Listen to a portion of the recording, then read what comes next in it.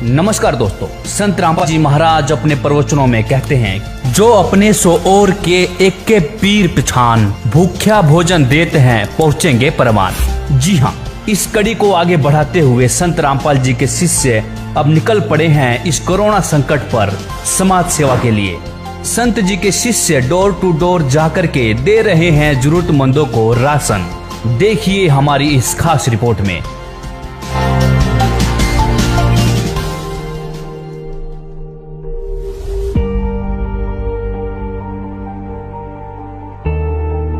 Lockdown खत्म होने वाला है, लेकिन कोरोना संक्रमित मरीजों की संख्या कम होने का नाम नहीं ले रहा। आज से कुछ महीने पहले ये किसी को भी नहीं पता था कि आने वाले कुछ महीनों में देश, दुनिया और लोगों के जीवन शैली की तस्वीर इतनी बदल जाएगी कि लोगों के जीवन पर सवाल खड़ा हो जाएगा। ये बात हर कोई जानता है कि अपने भारत देश में कितनी गरीबी और कितने ऐसे लोग हैं जो अपने और अपने परिवार का पालन हर दिन की मेहनत मजदूरी करके करते हैं। अब क्योंकि कोरोना महामारी की वजह से पूरे देश में लॉकडाउन है और मौजूदा परिस्थिति को देखते हुए ये कहना गलत नहीं होगा कि आगे भी लॉकडाउन चल सकता है।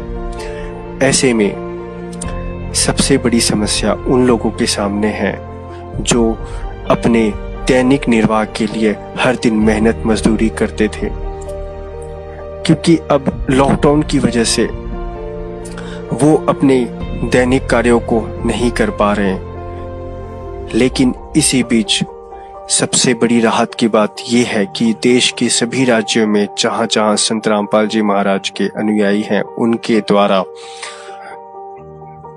हर जरूरतमंद और गरीब लोगों की आवश्यक खाद्य सामग्रियों के द्वारा उनकी मदद की जा रही है। और उनका कहना है कि जब से ये लॉकडाउन शुरू हुआ है तब से वे इस कार्य को कर रहे हैं और जब तक हालात नहीं सुधर जाते तब तक वे हर गरीब जरूरतमंद लोगों तक आवश्यक खाद्य सामग्री पहुंचाने का कार्य करते रहेंगे। देखिए हमारी ये रिपोर्ट, किस तरीके से ये अनुयायी अपने आसपास के जरूरतमंद लोगों को राहत सामग्री मुहैया करा रहे हैं।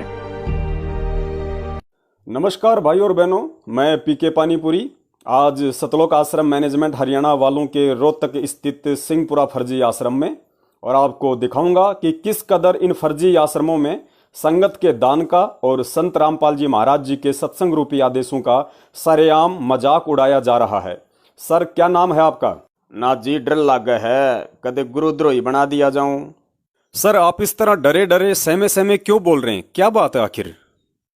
के बतावे भाई, हम तो इस मैनेजमेंट के चक्कर में पड़ के ना घर के रहे ना घाट के, धोबे के कुत्ते बने, गली गली यो दाल चावल आटा बांटते फिरे से।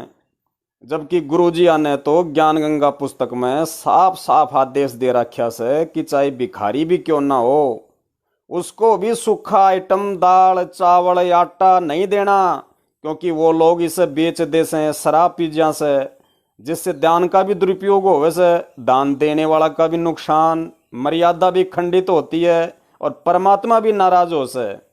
सर, जब आपको ये सारी बातें पता है तो आप इनका विरोध करने के बजाय सहयोग क्यों कर रहे हैं? क्या करें जी, इनका विरोध करने की हिम्मत नहीं है जी।